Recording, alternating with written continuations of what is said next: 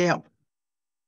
Vamos lá, pessoal. Então, seguindo os estudos do livro Os Mensageiros, capítulo 18, Informações e Esclarecimentos. A volta de Ismalha ao círculo da conversação impediu o prosseguimento do assunto. Aproveitando talvez a oportunidade, Aniceto perguntou ao administrador: "Que me diz da continuação de nossa viagem? Estimaríamos alcançar ainda hoje as esferas da crosta." Dirigiu-nos Alfredo significativo olhar e falou: "Não me sinto com o direito de alterar-lhes o plano de serviço, mas seria conveniente pernoitarem aqui. Nossos aparelhos assinalam a aproximação de grande tempestade magnética, ainda para hoje. Sangrentas batalhas estão sendo travadas na superfície do globo. Os que não se encontram nas linhas de fogo permanecem nas linhas da palavra e do pensamento. Quem não luta nas ações bélicas está no combate das ideias, comentando a situação. Reduzido o número de homens e mulheres continuam cultivando a espiritualidade superior. É natural, portanto, que se intensifiquem ao longo da crosta espessas nuvens de resíduos mentais dos encarnados invigilantes, multiplicando as tormentas destruidoras." Aniceto escutava com atenção. "Não me preocupo com sua pessoa", continuou Alfredo, dirigindo-se de maneira particular ao nosso instrutor. "Mas estes dois amigos, penso, seriam desagradavelmente surpreendidos." "Tem razão", concordou Aniceto. E, esboçando significativa expressão fisionômica, prosseguiu: "Avalie o sacrifício dos nossos companheiros espirituais nos trabalhos de preservação da saúde humana. São grandes servidores", disse o senhor do castelo. "De quando em quando, observo-lhes pessoalmente os núcleos de atividade sã. A humanidade parece preferir a condição de eterna criança. Faz e desfaz os patrimônios da civilização como se brincasse com bonecas. Nossos amigos suportam pesados fardos de serviço para que as tormentas magnéticas, invisíveis ao olhar humano, não disseminem vibrações mortíferas, a se traduzirem pela dilatação de penúrias da guerra e por epidemias sem conta. As colônias espirituais da Europa, mormente as de nosso nível, estão sofrendo amargamente para atender às necessidades gerais. Já começamos a receber grandes massas de desencarnados em consequência dos bombardeios. Nosso lar, pela missão que lhe cabe, ainda não pode imaginar todo o esforço que o conflito mundial vem exigindo da nossa colaboração nas esferas mais baixas. Os postos de socorro de várias colônias ligadas a nós estão superlotados de europeus desencarnados violentamente. Fomos notificados de que as súplicas da Europa dilaceram o coração angélico dos mais altos cooperadores de nosso Senhor Jesus Cristo. Aos terríveis bombardeios na Inglaterra, na Holanda, Bélgica e França, sucedem-se outros de menor extensão. Depois de reiteradas assembleias dos nossos mentores espirituais, resolveu-se providenciar a remoção de pelo menos 50% dos desencarnados na guerra em curso para os nossos núcleos americanos. Temos aqui o nosso campo de concentração com mais de 400. Mas não há dificuldade no socorro a essa gente? Indagou Aniceto em tom grave. E a questão da linguagem? Os serviços de socorro, apesar de intensos na Europa, têm sido muito bem organizados, explicou Alfredo. Para cada grupo de 50 infelizes, as colônias do Velho Mundo fornecem um enfermeiro instrutor, com quem nos possamos entender de modo direto. Desse modo, o problema não pesa tanto, porque nossa parte de colaboração consta de fornecimento de pessoal de serviço e de material de assistência. Não seria, porém, mais justo, indagou Vicente, que os desencarnados dessa espécie fossem mantidos nas próprias regiões do conflito? Alfredo sorriu e explicou. Nossos instrutores mais elevados são de parecer que essas aglomerações seriam fatais à coletividade dos espíritos encarnados. Determinariam focos pestilenciais de origem transcendente com resultados imprevisíveis. Inúmeros de nossos irmãos que perdem o corpo nas zonas assoladas não conseguem subtrair-se ao campo da angústia. Mas quantos ofereçam possibilidades de transferência para cá, dentro das nossas cotas de alojamento, são retirados dali sem perda de tempo, para que seus pensamentos atormentados não pesem em demasia nas fontes vitais das regiões sacrificadas. Nesse ínterim, Aniceto interveio esclarecendo. Embalde voltarão os países do mundo aos massacres recíprocos. O erro de uma nação influirá em todas, como o gemido de um homem perturbaria o contentamento de milhões. A neutralidade é um mito, o insulamento, uma ficção do orgulho político. A humanidade terrestre é uma família de Deus, como bilhões de outras famílias planetárias no universo infinito. Em vão a guerra desfechará desencarnações em massa. Esses mesmos mortos pesarão na economia espiritual da Terra. Enquanto houver discórdia entre nós, pagaremos doloroso preço, em suor e lágrimas. A guerra fascina a mentalidade de todos os povos, inclusive de grande número de núcleos das esferas invisíveis. Quem não impunha as armas destruidoras, dificilmente se afastará do verbo destruidor, no campo da palavra ou da ideia. Mas todos nós pagaremos tributo. É da lei divina que nos entendamos e nos amemos uns aos outros. Todos sofreremos os resultados do esquecimento da lei, mas cada um será responsabilizado de perto pela cota de discórdia que haja trazido à família mundial. Alfredo, que parecia ponderar seriamente os conceitos ouvidos, observou. É justo? Aniceto voltou a considerar após silêncio mais longo. Estive pessoalmente a semana passada em Alvorada Nova, que fica em zonas mais altas, e vim a saber que avançados núcleos de espiritualidade superior dos planetas vizinhos, desde as primeiras declarações desta guerra, determinaram providências de máxima vigilância nas fronteiras vibratórias mantidas conosco. Ensinam-nos os vizinhos beneméritos que devemos suportar nos próprios ombros toda a produção de mal que levarmos a efeito. Somos, finalmente, a casa grande, obrigada a lavar a roupa suja nas próprias dependências. Sorrimos todos com essa comparação. Ismália, que permanecia em silêncio, não obstante a funda impressão que se lhe estampara no rosto, considerou com delicadeza. Infelizmente, na afeição coletiva, somos ainda aquela Jerusalém escravizada ao erro. Todos os dias somos curados por Jesus e todos os dias conduzimos-lo ao madeiro. Nossas obras estão reduzidas quase a simples recapitulações que fracassam sempre. Não saímos do estágio da experiência. E dolorosamente para nós, estamos sempre a ensaiar no mundo a política com os Césares, a justiça com os Pilatos, a fé religiosa com os fariseus, o sacerdócio com os rabinos do Sinédrio, a crença com os Jairos, que acreditam e duvidam ao mesmo tempo, os negócios com os Anases e Caifáses. Neste passo, não podemos prever a extensão dos acontecimentos cruciais.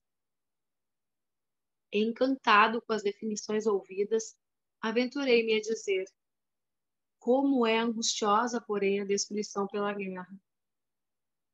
Nestes tempos, contudo, observou Alfredo bondosamente, A prece é uma luz mais intensa no coração dos homens.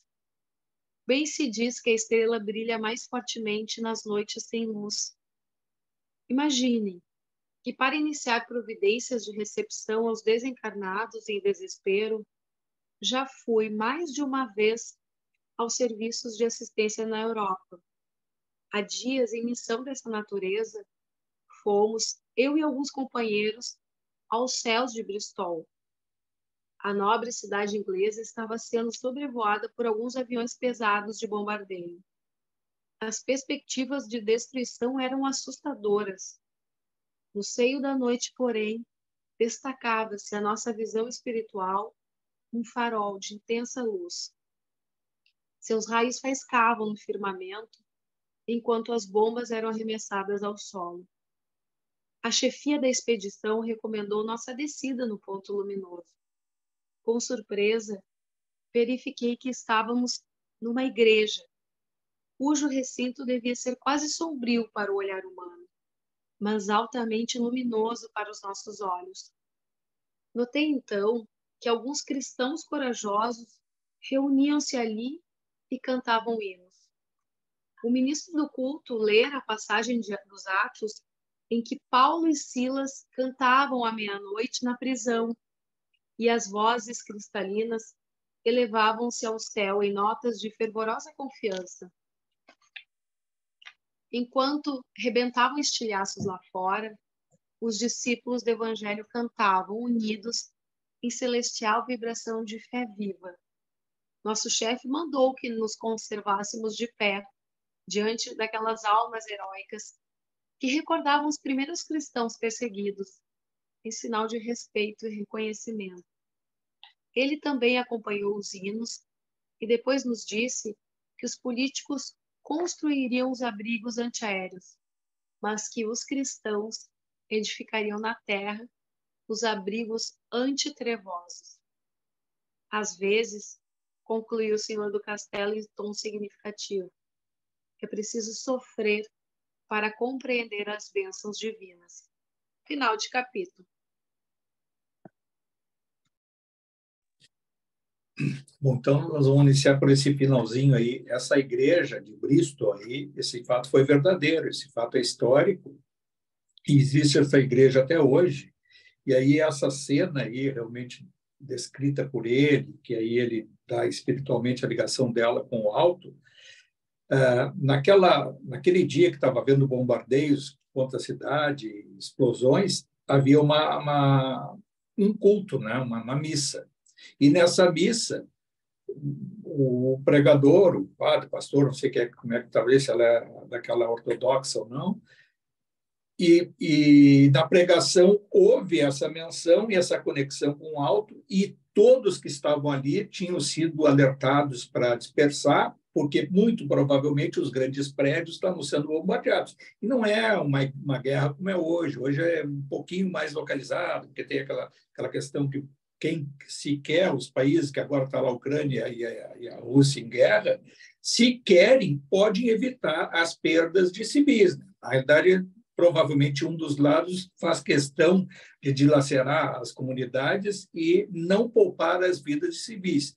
Mas nessa época não, era jogar bomba de cima, onde houvesse prédio, e quem tivesse ali queria. Essa missa foi até o fim, e todos saíram dela, né? Não foi bombardeada naquela noite. Na noite seguinte, sim, aí vem aquela questão, a providência divina, essa luz ou não, essa proteção ocorreu, e essa igreja ela foi devastada no seu teto, né? Todo o seu coisa, e só tem hoje as ruínas dela lá.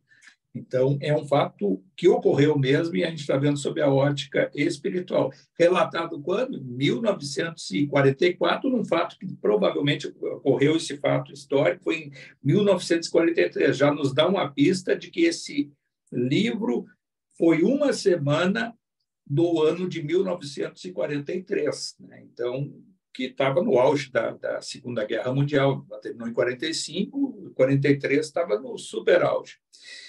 Mas, quer perguntar alguma coisa ou o quê? Não. Bom, aí, o que é importante? Quer falar?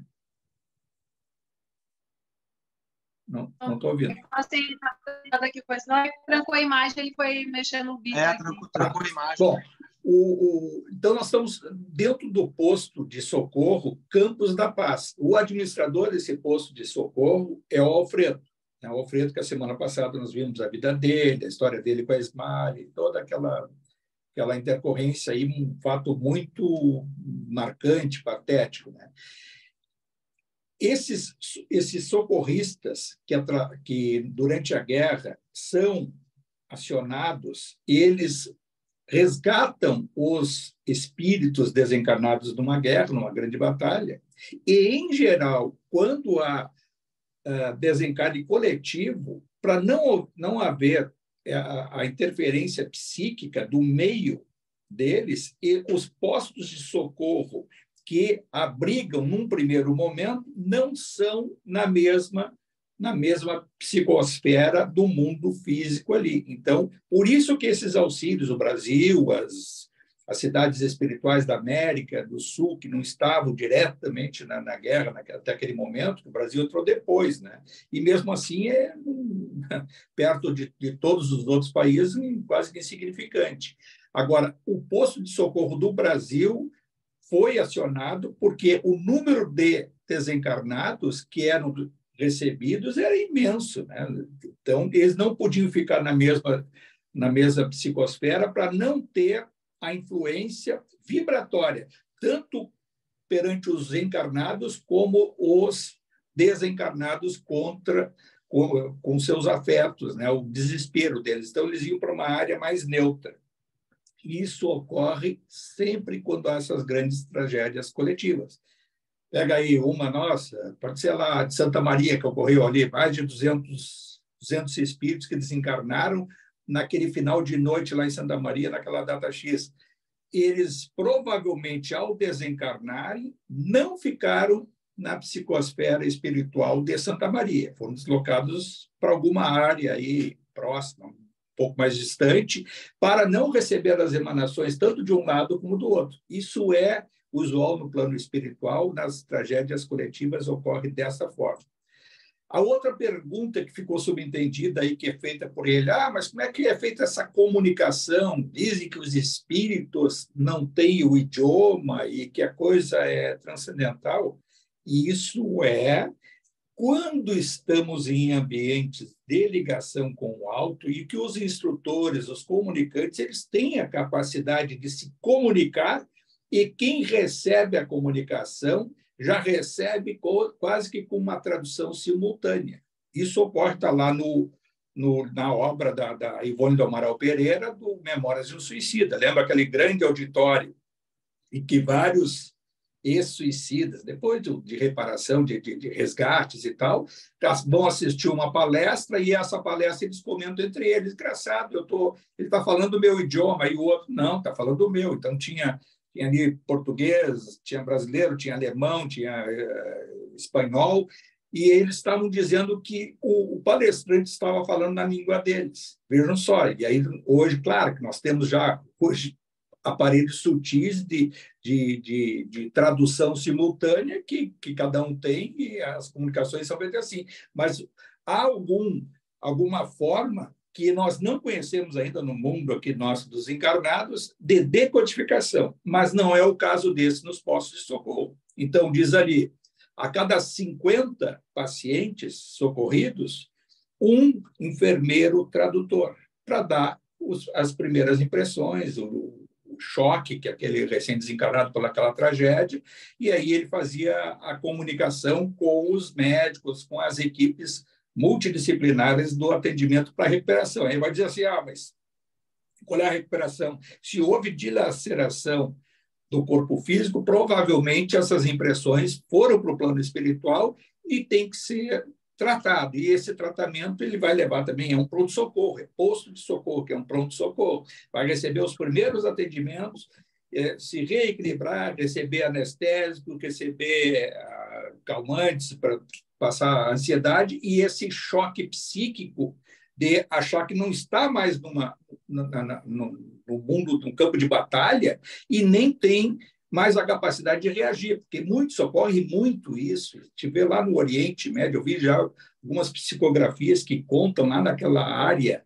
de permanente conflito lá na Palestina, com outros ali, aqueles países do Oriente Médio, e que muitos saem do corpo e já vão atrás das suas armas e nem sabem, não percebem, porque o mundo paralelo continua a batalha lá do outro lado e, sem perceber, eles são atraídos ao processo de reencarnação, porque muitas vezes lá pega uma criança de 5, 6 anos, já está com uma arma, já está... ela é doutrinada a odiar a outra parte, a odiar o outro em nome do quê? Em nome do superior, do Alá, de Deus e assim por diante. Né? Tu vê as coisas absurdas que ocorrem. Agora, o mais importante desse capítulo é a questão da tempestade magnética. Essas tempestades magnéticas que ocorreram no plano espiritual é a mesma que ocorre aqui no mundo dos encarnados. É lógico que lá o Alfredo percebe, olha, os nossos equipamentos, os mesmos, claro que superiores, mas os equipamentos que nós temos aqui de previsão do clima e tal, e essa interpretação vai dizer assim, vai ser com muitos raios, com muito dispêndio de energias concentradas, né? Risco de quantidade maior de chuvas e assim por diante. A causa das tempestades, elas estão vinculadas a um psiquismo coletivo, mas o processo da tempestade, ele é uma forma de limpar, de dissipar essas energias. Então, ali o que está ocorrendo, e ocorreu naquela área ali, fruto do ódio, do desespero, do rancor, essa energia coletiva planetária que nós estamos vivendo, principalmente no centro da Europa, gerava psiquicamente uma tormenta em que só a tempestade iria propiciar uma dissipação, mesmo que parcial, dessas energias. E isso vem também ao encontro do que ocorre na prática. Porque nós sabemos assim, que os espíritos da natureza, os elementais, eles são simples, eles não têm conhecimento, e eles têm uma das funções manipular as energias da natureza. Eles que comandam os ventos, as chuvas, todas essas coisas, e muitas vezes até o desajuste disso, que é fruto, sem eles terem o controle, do psiquismo coletivo. Quando se fala assim, o nosso planeta está tendo algum desequilíbrio ambiental no ambiente, sem entrar no mérito ideológico da coisa, dizer que esse desajuste ele não vai depender dos espíritos, mas ele vai ter uma consequência, causa e efeito. Esse efeito vão ser os fenômenos climáticos que ocorrem em vários quadrantes da Terra. E ali a gente vê assim que essa questão que o Alfredo recomenda para eles, e aí percebe depois, trazendo para os seus dias, ele quer condicionar aquilo ali, mas como pode tudo isso ocorrer? E a explicação não está só nessa obra, mas em outras obras, de que o nosso inconsciente coletivo ele está associado às sombras de um passado nosso, em que nós alimentamos essa discórdia, esse ódio coletivo, de uma forma indireta. Por quê? A gente pode saber na prática. Por que a audiência maior desses programas de TV, a crônica policial nos jornais escritos, é a mais procurada? É a que mais, muitas vezes, os jornais dão atenção. Por quê? Porque é onde tem maior audiência. Por que tem maior audiência? Porque o inconsciente coletivo nosso, a nossa sombra de passado, se delicia com aquilo ali. A gente não sabe nem por quê. Isso é uma coisa que a gente tem que... Já há muitos anos eu procuro policiar isso, dizer assim, não quero ver isso. Fazer a seleção, o filtro que a gente tem que ter, porque o nosso inconsciente ele é a favor da destruição.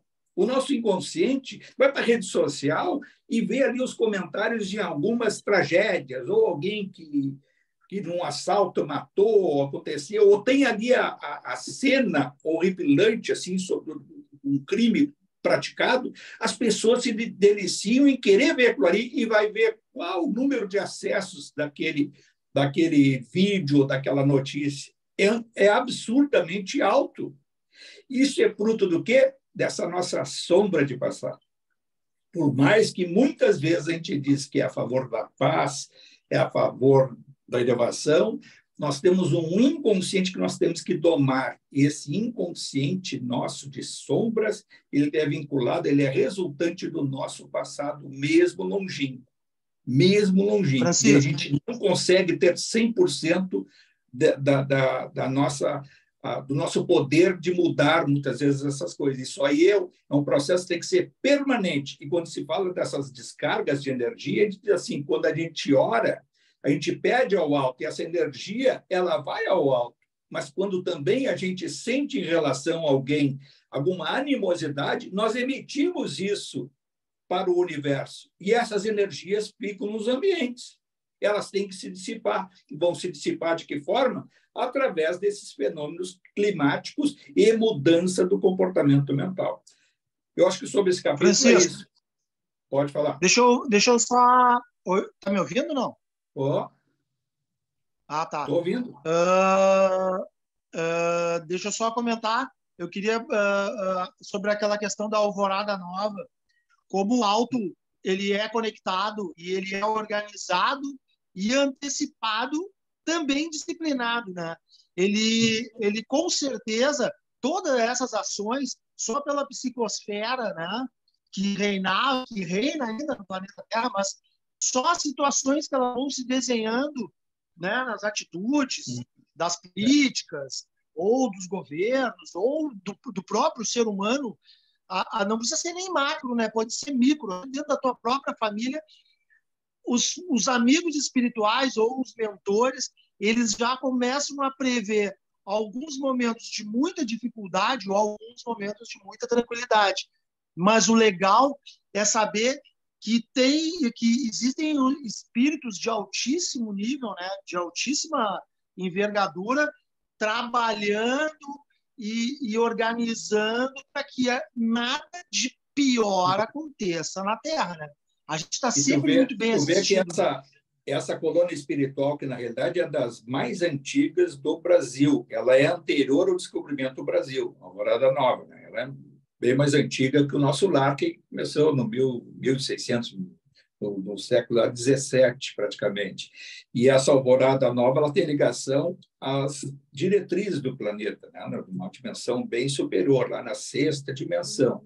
E ela, olha a orientação que veio do alto, de dominar esse psiquismo coletivo, essa energia densa, para não contaminar outros orbes, ou seja, outras dimensões de outros planetas que nós não entendemos. Nós queremos enxergar vida espiritual nos outros planetas da forma que nós enxergamos aqui. Aqui não tem, nesse sistema solar nosso. Tem em outros, né? E tanto é que esse é o processo que dá de ir para lá e para cá, e talvez lá adiante venham essas comunicações mais através desses planetas da forma muito parecida com a da Terra.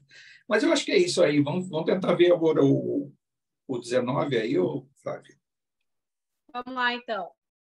Capítulo 19, o sopro. Depois de interessantes considerações relativamente à situação dos círculos carnais, Aniceto voltou a examinar nossas necessidades de serviço. Muito amável, Alfredo ponderou. Em virtude da tormenta iminente, poderiam demorar conosco algumas horas, seguindo amanhã ao alvorecer. E com profunda surpresa, ouviu-o afirmar: poderão utilizar meu carro até a zona em que se torne possível. Fornecerei condutor adestrado e ganharão muito tempo com a medida. Não podia caber em meu espanto. Embora conhecendo as operações dos samaritanos em nosso lar, que empregavam grandes veículos de tração animal em trabalhos de salvamento nas regiões inferiores, e considerando as dificuldades de vulto que defrontáramos na caminhada longa rumo ao posto de socorro, não supunha possível semelhante condução naquele instituto de auxílio. Soube mais tarde que os sistemas de transporte nas zonas mais próximas da crosta são muito mais numerosos do que se poderia imaginar. em bases transcendentes do eletromagnetismo. Nosso orientador, que parecia meditar gravemente a situação, observou preocupado. Entretanto, temos serviços urgentes nos círculos carnais. Vicente e André precisam iniciar aprendizado ativo. Alfredo sorriu, bondoso, asseverando: quanto a isso, não necessitaremos de maiores cuidados. Há sempre que fazeres em toda parte. Onde houver espírito de cooperação da criatura, existe igualmente o serviço de Deus. Nossos amigos poderiam colaborar conosco, ainda hoje, nas atividades de assistência. Acompanhar-nos-iam, por exemplo, nos trabalhos da prece, nos quais há sempre muita coisa a fazer e muita lição a aprender. Excelente sugestão, exclamou nosso instrutor. A oração individual ou coletiva é sempre vasto reservatório de ensinos edificantes. Aliás, falou Ismália afetuosa, não devemos demorar. Estamos quase na hora. Nesse momento, como se fora chamado de súbito a lembrança de grave compromisso de trabalho, falou o administrador dirigindo-se à companheira. É preciso prevenir Olívia e Madalena das providências que se fazem imperiosas para a noite. Necessitaremos a colaboração de mais alguns técnicos do sopro. Temos alguns irmãos de estado grave, tomados de impressões físicas mais fortes. Técnicos do sopro, indaguei assombrado, antes que Ismália pudesse fazer qualquer observação referente ao serviço. Sim, meu amigo, respondeu Alfredo atenciosamente. O sopro curador, mesmo na terra, é sublime privilégio do homem. No entanto, quando encarnados, demoramos-nos muitíssimo a tomar posse dos grandes tesouros que nos pertencem.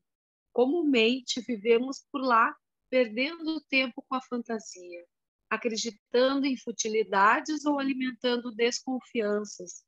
Quem pudesse compreender, entre as formas terrestres, toda a extensão deste assunto, poderia criar no mundo os mais eficientes processos soproterápicos. Mas semelhante patrimônio está à disposição de qualquer espírito encarnado? Perguntou Vicente, compartilhando minha surpresa. Nosso interlocutor pensou alguns instantes e respondeu atencioso. Como o passe, que pode ser movimentado pelo maior número de pessoas com benefícios apreciáveis. Também o sopro curativo poderia ser utilizado pela maioria das criaturas, com vantagens prodigiosas. Entretanto, precisamos acrescentar que, em qualquer tempo e situação, o esforço individual é imprescindível. Toda realização nobre requer apoio sério. O bem divino, para manifestar-se em ação, exige a boa vontade humana. Nossos técnicos do assunto não se formaram de pronto. Exercitaram-se longamente, adquiriram experiências a preço alto. Em tudo há uma ciência de começar. São servidores respeitáveis pelas realizações que atingiram. Ganham remunerações de vulto e gozam um enorme acatamento. Mas, para isso, precisam conservar a pureza da boca e a santidade das intenções. Compreendendo o interesse que suas palavras despertavam, continuou o administrador depois de pequena pausa. Nos círculos carnais, para que o sopro se afirme suficientemente, é imprescindível que o homem tenha um estômago sadio, a boca habituada a falar o bem, com abstenção do mal, e a mente reta, interessada em auxiliar. Obedecendo a esses requisitos, teremos o sopro calmante e revigorador, estimulante e curativo.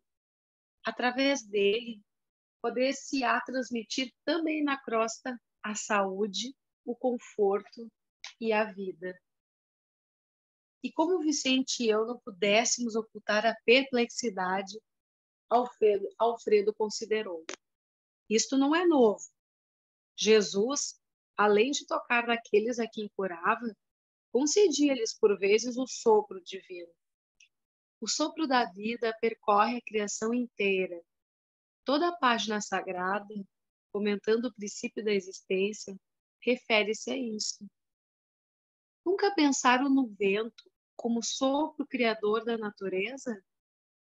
Quanto a mim, desde o ingresso em Campo da Paz, quando fui ali recolhido em péssimas condições espirituais, tenho aprendido maravilhosas lições nesse particular. Tanto assim que, chefiando este posto, tenho incentivado, com as possibilidades ao meu alcance, a formação de novos cooperadores nesse sentido, oferecendo compensações aos que se decidam iniciar a tarefa de especialização, nem sempre fácil para todos. A esse tempo, Ismália recebia algumas colaboradoras de importância que se preparavam para a tarefa. Impressionado com o que ouvira, acompanhei de perto as providências que se organizavam. Encontrando-me, porém, mais a sós com Aniceto, transmiti-lhe minha enorme surpresa, respondendo-me ele em tom confidencial. Esquecem-se vocês de que a própria Bíblia, aludindo aos primórdios do homem, narra que o Criador assoprou na forma criada, comunicando-lhe o fôlego da vida. Referindo-nos aos nossos irmãos encarnados, faz-se preciso reconhecer, André, que mesmo partindo de homens imperfeitos, mas de boa vontade, todo sopro com intenção de aliviar ou curar tem relevante significação entre as criaturas, porque todos nós somos herdeiros diretos do divino poder. Aliás, é necessário observar também que não estamos diante de uma exclusividade. Você, por certo, passou muito ligeiramente pelo nosso Ministério do Auxílio. Temos ali grande instituto especializado nesse sentido, onde nobres colegas se votam a essa modalidade de cooperação. No plano carnal, toda boca santamente intencionada pode prestar apreciáveis auxílios, notando-se, porém, que as bocas generosas e puras poderão distribuir auxílios divinos, transmitindo fluidos vitais de saúde e reconforto. Esperava que Aniceto prosseguisse, mostrando-me as qualidades magnéticas do sopro, mas Alfredo acercara-se de nós, operoso e solícito, exclamando: estamos no momento destinado aos trabalhos de assistência e oração. Segui-lo-emos com prazer, respondeu nosso instrutor sorrindo. Era necessário interromper a lição, atendendo a deveres diferentes. Final de capítulo. A gente vê que coisa maravilhosa, que é um fato, tá? Que é de extrema importância e que poucos quem estuda a mediunidade, a doutrina, e não percebe o quanto que tem de nexo tudo isso que foi colocado nesse capítulo aí, sobre a transmissão do fluido vital pelo sopro. Ou seja, quando nós vamos apontar nossas mãos, o nosso desejo de mandar fluidos em direção a alguém que está em atendimento, seja no passe ou no atendimento de saúde, seja o que for, é o poder das pontas, lógico. Sai energia, porque ninguém fica de braços cruzados mandando, até não quer dizer que não vá de braços cruzados, mas vai acelerar, catalisar o processo se a gente fizer com o poder das pontas.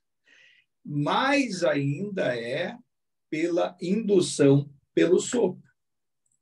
Ocorre que isso no mundo espiritual é muito comum, tem aí várias obras que a gente vê lá nos atendimentos, aí veio o instrutor, e veio isso e aquele, e através do sopro fez com que se aliviassem tanto as dores como doenças lá no plano espiritual, que é muito mais eficaz do que outros lá, não a medicação que a gente conhece, mas é através do magnetismo.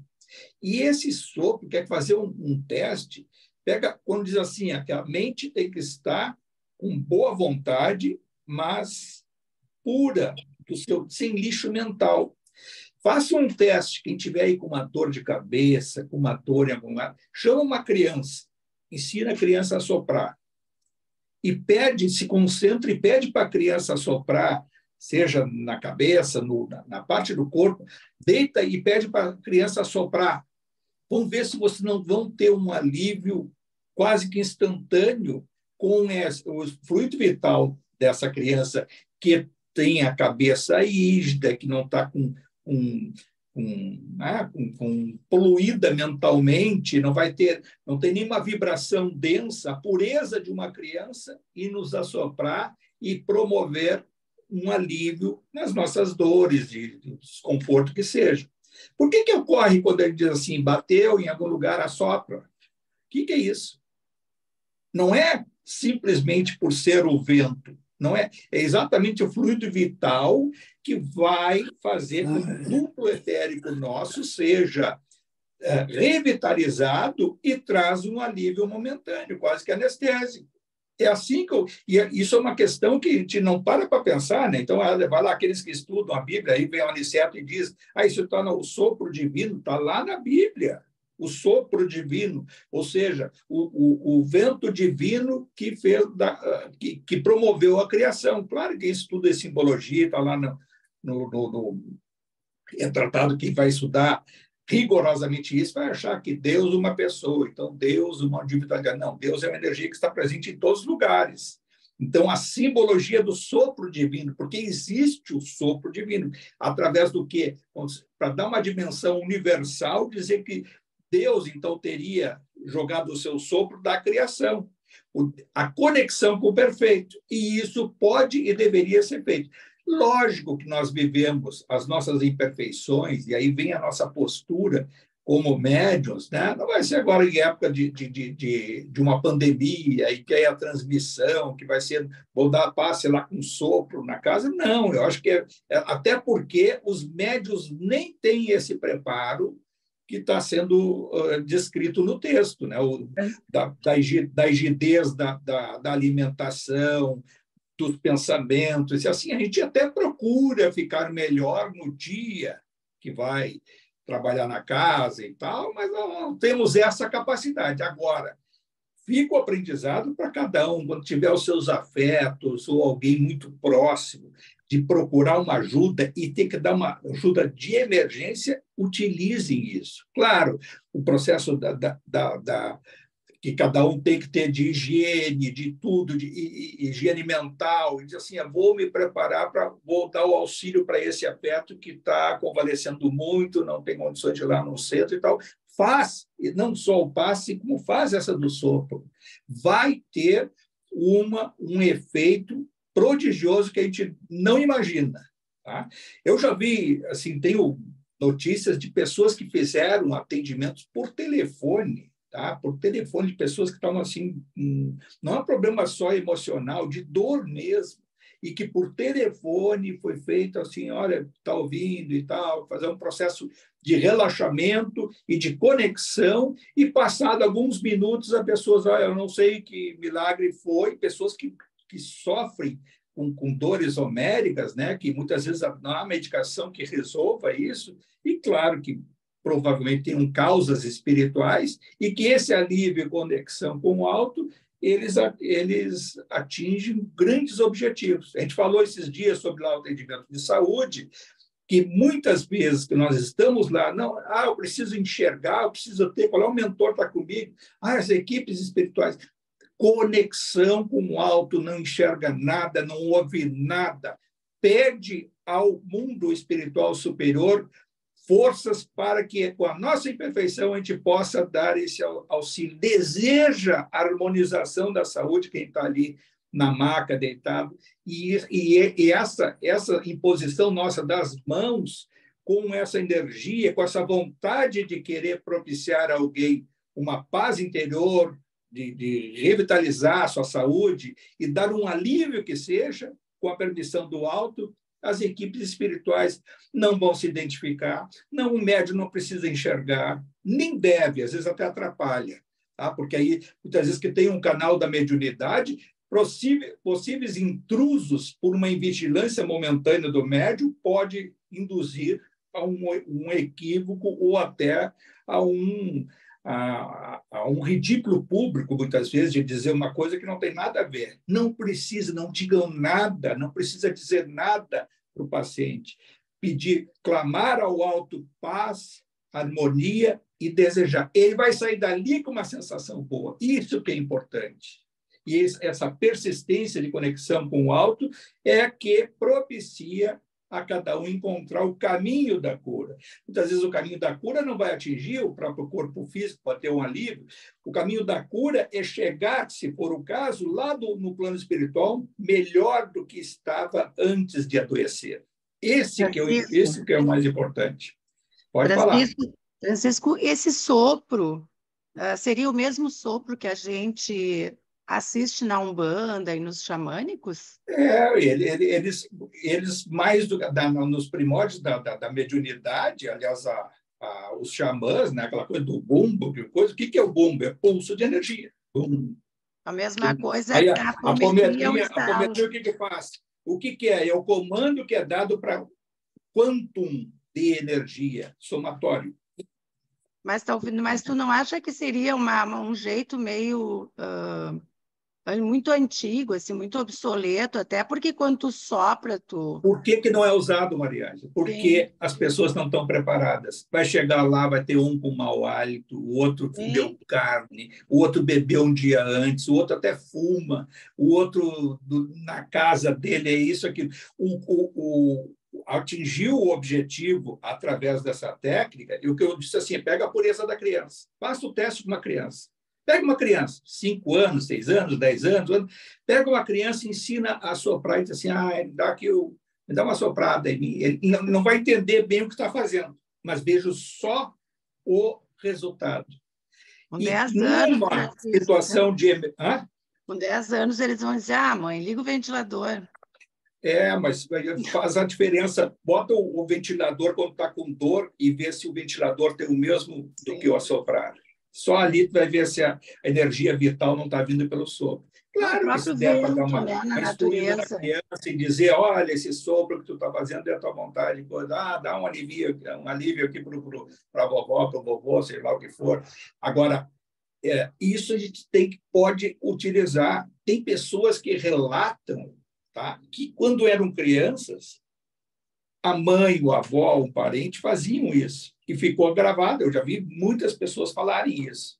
É que o desuso veio porque nós não estamos inseridos naquela... Não há condição de fazer isso no centro espírita, por essa razão toda. E até porque a gente está vivendo aí nesse período aí que de distanciamento e tudo, nem caberia muito. Agora, em casa, seus afetos, aqueles que estão mais envolvidos conosco, tem um grande significado e a necessidade disso. Serve para nós, para a gente, quem sabe, melhorar um pouco, quando diz assim, nós não estamos em condições de fazer isso lá no centro espírita, e procurar ser um pouquinho mais regrado, né? Pelo menos no dia que vai trabalhar, não comer carne, né? Não ter alimentação muito pesada, né? E nos dias anteriores, quem sabe aí, quem bebe uma vez que outra, 2 dias antes, 3 dias, já se abster disso, porque a conexão com o alto, quem vai ser atendido vai ser a conexão vai ocorrer igual, né? Eles vão às vezes compensar essa falta de energia que a gente pode dar, porque não vai ser prejudicado aquele terceiro. O mundo espiritual sabe agir nesse sentido, mas o mundo espiritual espera contar conosco. E a gente tem que ter um esforço pessoal de se conectar com o alto para poder servir ao máximo dentro da nossa imperfeição. Que para mim, assim, veio que o movimento gera energia, né? Tanto que se estuda isso na física. E aí me veio assim também que o vento, né? Em lugares que venta muito, as pessoas piram, né? Dá muito suicídio, as pessoas vê o tipo e a energia de vento. do vento. Vê o tipo de vento. O vento uniforme, o vento suave e o vento, aquele chamado de ventania, aquela coisa de tempestade. Aquele não vai ser um vento sadio, e não é. Em alguns locais, até na permanência. Mas que muitas vezes, óleo. vou pegar a energia, o sopro da natureza, e aí um vento completamente desarmônico não vai fazer bem. Agora, vai pegar uma brisa do mato, ou da beira de uma praia, a brisa, eu quero ver se não vai receber esse sopro da natureza e vai harmonizar e facilitar, muitas vezes, até a meditação. E se a gente pensar, só para terminar ali, Osório, né, que tem muito vento, e não é um vento desorganizado, mas é um excesso de vento, transformou-se em energia eólica, né? Isso. É o maior centro do Rio Grande do Sul ali, né? É. Então é isso, pessoal. Se não tem mais nenhuma dúvida, vamos encerrar hoje. E a semana que vem a gente continua, tá? E aí elevando o nosso pensamento ao alto, sempre, né, renovando a nossa gratidão. Agradecer, a gente tem que ser muito grato.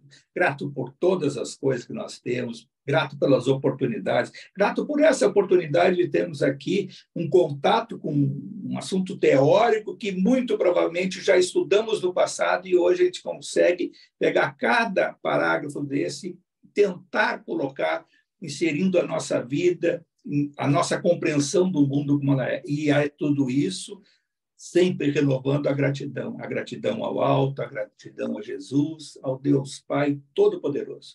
Pai nosso que estais no céu, santificado seja o vosso nome. Venha a nós o vosso reino e seja feita a vossa vontade, assim na terra como no céu. O pão nosso de cada dia que nos dai hoje. Perdoai as nossas ofensas, assim como nós perdoamos a quem nos tem ofendido. E não nos deixeis cair em tentação, e livrai-nos de todo mal, Senhor, e que assim seja. Isso aí, pessoal. Então, muito obrigado pela oportunidade. Alguém quer falar? Não, abraço, meus amores. Colega, como é que é o nome dela? Que mora na Irlanda ainda. Ela disse que lá tem muito vento também. Acho que ela saiu. Daiane, né? Não, é eu mesmo. É a Daiane. Oi. Oi, querida. É na Irlanda, né, que tu tá? Isso mesmo. Aqui também. tem muito, ela comentou muito. Aqui no chat. Então, aí aqui também tem as muito. hélices, né? Aqui também tem esse também, só que assim, por ser uma ilha, aqui tem muito vento e por ser assim, ó, aqui tem muito, muito suicídio. Viu que eu Por falei. por ser uma cidade muito nublada, não tem muito sol. E aí tem muito, nublado, e aí as pessoas, assim, quando tá, por exemplo, agora tá na primavera, então os dias de sol, todo mundo vai pra rua, parece que as pessoas são mais felizes e tal. E quando entra no outono, começa a ter muito suicídio, as pessoas começam a ficar agressivas, mal-humoradas, aí começa aquele vento forte, assim, chega a ser vento aqui, às vezes, até 40 quilômetros por hora. Então é muito forte mesmo, sabe? Tem gente, já teve até tempestades assim de as pessoas ficarem em casa porque o vento era tão forte que tu não conseguia caminhar, sabe? Pois é, isso aí tem muito na Europa, né? Esse fenômeno que a gente vê, o número de suicídios tem subido enormemente e tem a estatística até no Brasil, né? Que o número de suicídios não é pequeno e que na época do inverno no Brasil é maior o número de suicídios. E também está associado a outra coisa, falta do sol, falta da vitamina D, né? Que é, na realidade, um tônico também, entre outras coisas, é uma grande vacina contra uma série de doenças, a vitamina D, do sol, e que não tem que suplementar, né? Tem que pegar um nível intermediário aí da vitamina D, de 40, 50, para não ficar, porque a maioria das pessoas dessas regiões do Rio Grande do Sul, no inverno vai lá, faz a vitamina D, vai dar 20, 25. É um absurdo, isso que leva a outras doenças e desajuste, e entre elas a melancolia. A Maria Ângela tem vantagem, ela tem 4 netos. Ela tem um saquinho de Ela netos. tem 4 netos para ficar soprando ela praticamente o dia inteiro aí, Maria. Eu me aproveitaria da situação. Você está com um saquinho de netos para te soprar todos. Você pode até fazer uma escala por semana. Mariante, quando começar essa coisa de dor aqui e ali da idade, tu já tem Quando começar, gostei do otimismo dele.